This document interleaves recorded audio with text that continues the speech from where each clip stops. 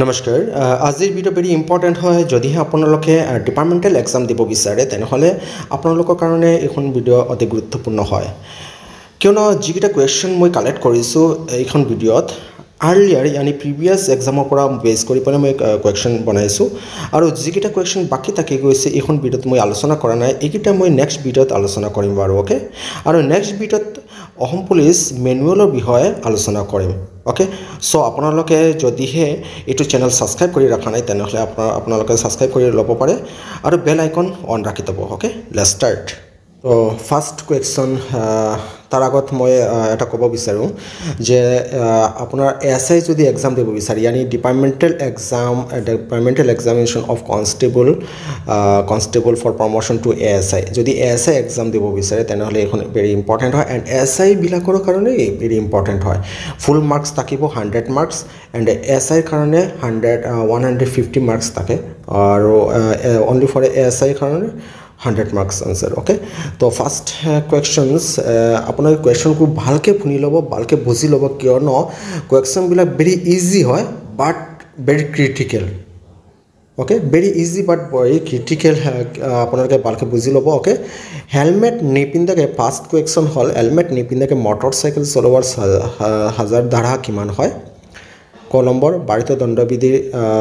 304A দ্বাৰা ইয়াতে খ নম্বৰ মিছ গৈছে সৰি ইয়াতে মিষ্টেক হৈছে খ নম্বৰ মটৰযান আইনৰ 194D দ্বাৰা গ নম্বৰ মটৰযান আইনৰ 177 দ্বাৰা এণ্ড ঘ নম্বৰ ভাৰতীয় দণ্ডবিধি 279 দ্বাৰা তো ৰাইট আনসাৰ কোনখন হয় তো ৰাইট আনসাৰ হ'ল মটৰযান আইনৰ 194D দ্বাৰা okay right answer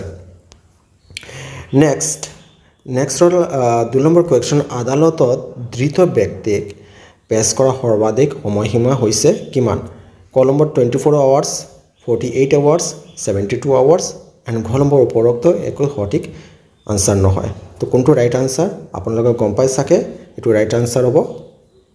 1 number 24 hours okay next মুখৰ এখন দাঁত ভংগকৰণ আপোনাৰ মুখৰ এখন দাঁত ভংগকৰণ এটা গুৰুতৰ আঘাতৰ উদাহৰণ হয় না নহয়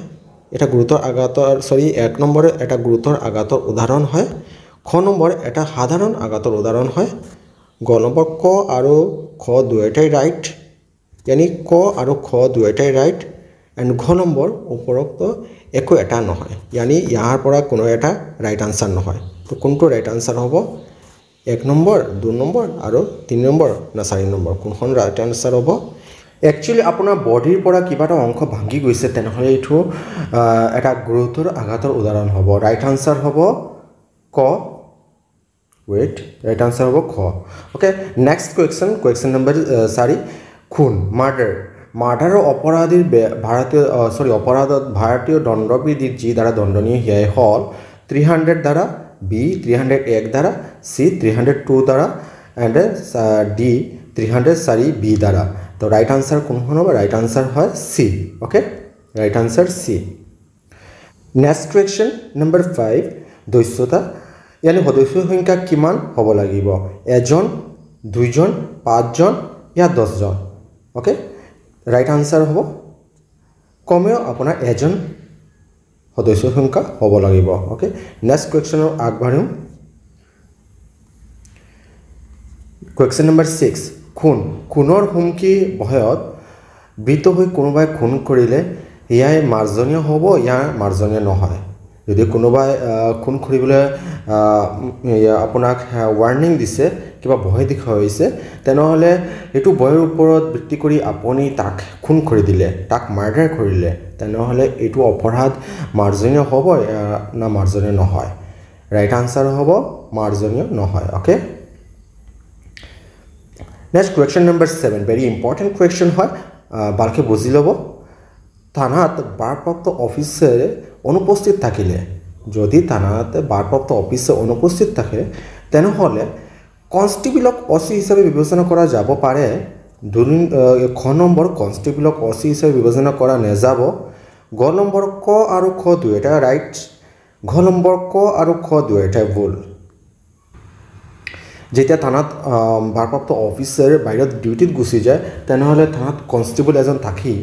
তো এই যে কনষ্টেবলক আমি অচি হিচাপে বিবেচনা কৰিব পাৰে নে নোৱাৰে ৰাইট আনসাৰটো আপোনালোকে গেছ কৰি লওক ৰাইট আনসাৰ হ'ব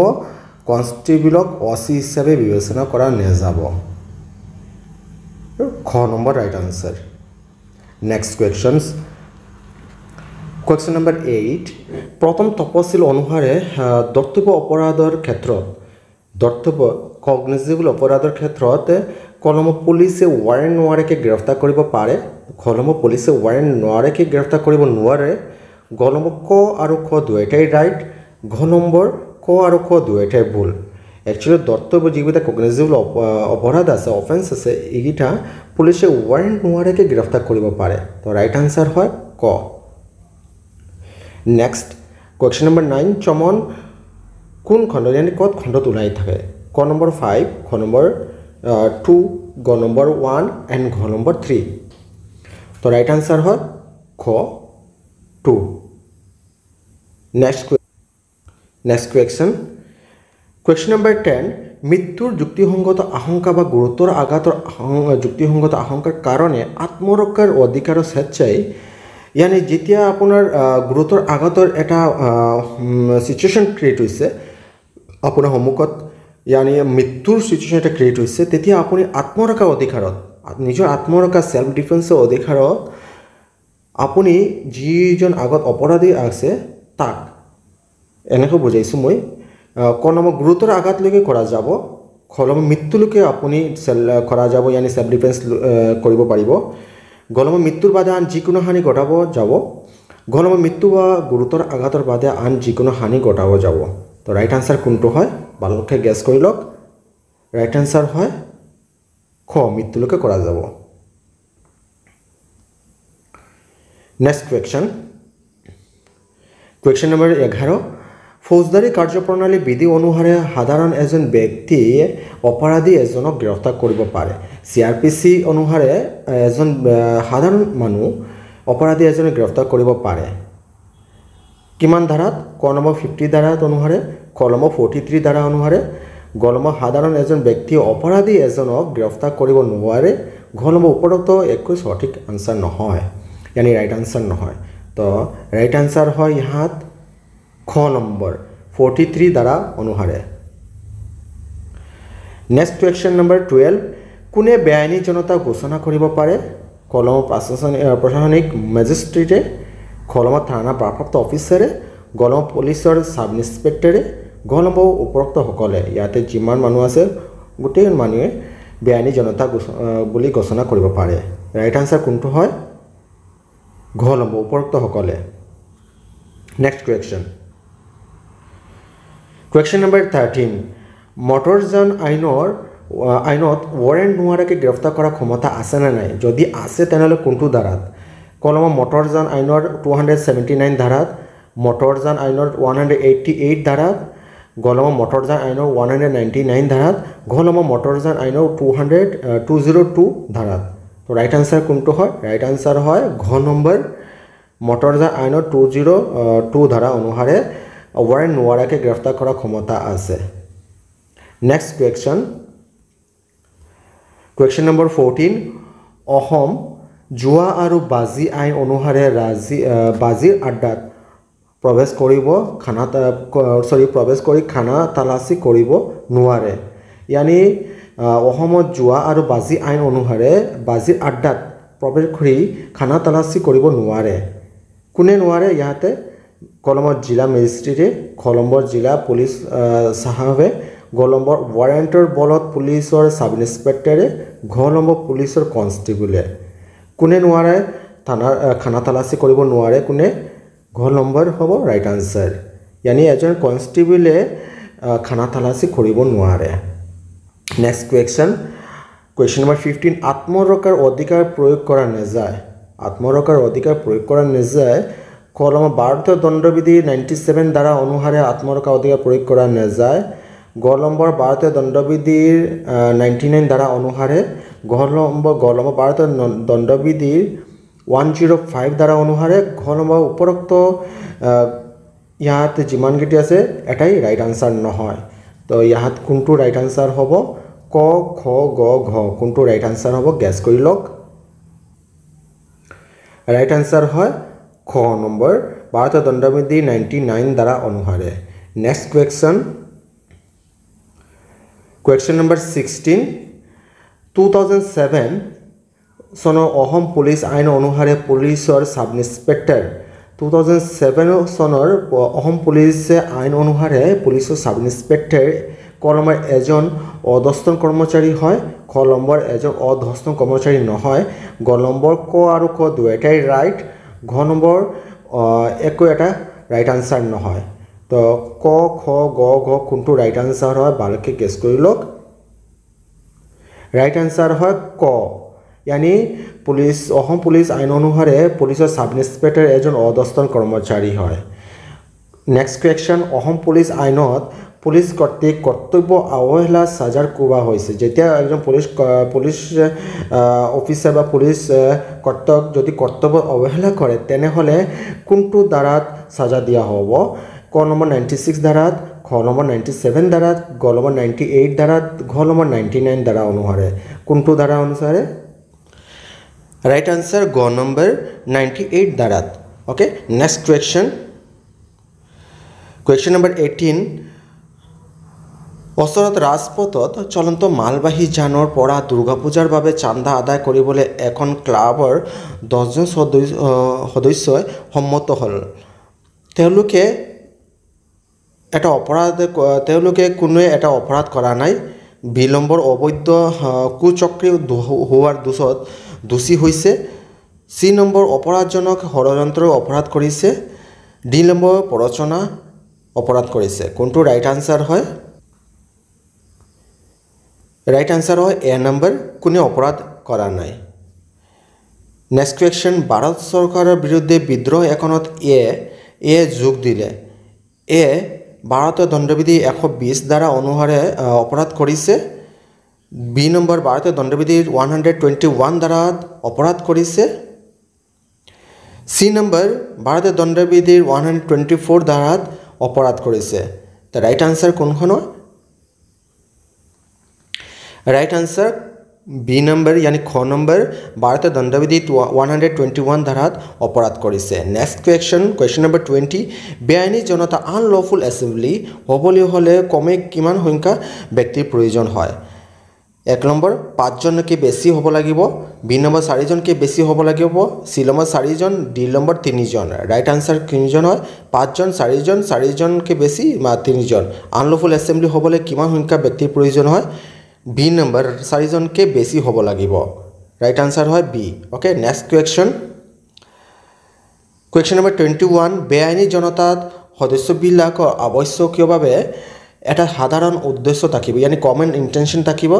बी नम्बर सम उद्देश्य थाकिब यानी सेम इंटेंशन थाकिब सी नम्बर साधारण लक्ष्य थाकिब यानी कमन ऑब्जेक्ट थाकिब डी नम्बर अनुरूप लक्ष्य थाकिब तो राइट आंसर कि है राइट आंसर है सी नम्बर साधारण लक्ष्य थाकिब right answer C next question number 22 खाना तालाचीर भावे कमे किमान साक्षीर प्रयोजन है खाना तालाचीर भावेও किमान साक्षीर प्रयोजन है 5 जन 6 जन 2 जन 3 जन कमेও আপোনাৰ 2 জন সাক্ষীৰ প্ৰয়োজন হ'ব क्वेश्चन नम्बर ग right answer next question number 23 একো এটা অপৰাধ নহয় যিটো 17 ইয়াৰ্স শিশুৱে কৰে বি নম্বৰ স্বভাৱগত মদাসক্ত ব্যক্তিয়ে কৰে সি নম্বৰ উন্মাদ ব্যক্তিয়ে কৰে ডি নম্বৰ ডাক্তাৰে কৰে ৰাইট আনসাৰ কি হয় A B C D right answer কোনখন গেছ কৰি লওক राइट आंसर है सी उन्माद व्यक्तिये करे ओके नेक्स्ट क्वेश्चन नम्बर 24 मानसिक विकारग्रस्त एजन व्यक्तिये काমৰ বিৰুদ্ধে आत्मरक्षार अधिकार বিষয়ে भारतीय दंडविधि जी द्वारा विधान दिया हुई हियाई हल ए नम्बर 96 द्वारा बी नम्बर 98 द्वारा सी नम्बर 99 द्वारा डी नम्बर 100 द्वारा राइट आंसर है बी नम्बर 98 द्वारा अनुसारे राइट आंसर नेक्स्ट क्वेश्चन आत्मरक्षा यानी राइट ऑफ प्राइवेट डिफेंस टू हल ए नम्बर कोनो विशेष आईन यानी स्पेशल लॉर बाधा निर्देश सापेक्ष बी नम्बर भारतीय दंडविधि 99 द्वारा बाधा निर्देश सापेक्ष সি নম্বৰ বাধা নিৰ্দেশহীন ডি নম্বৰ উপৰোক্ত একো ৰাইট আনসাৰ নহয় তাৰ ৰাইট আনসাৰ কোনখন হয় ৰাইট আনসাৰ হয় বি নম্বৰ ভাৰতীয় দণ্ডবিধি 99 দ্বাৰা বাধা নিৰ্দেশ সাপেক্ষ 26 number next question 26 number robbery or डकाइती ক্ষেত্ৰত আত্মৰক্ষা অধিকাৰ প্ৰয়োগ কৰিবলৈ গৈ আক্ৰমণকাৰীৰ যি হানি ঘটাব পাৰি হিয়াই হল এক নম্বৰ মৃত্যু হৈতে যিকোনো হানি ঘটাব পাৰিব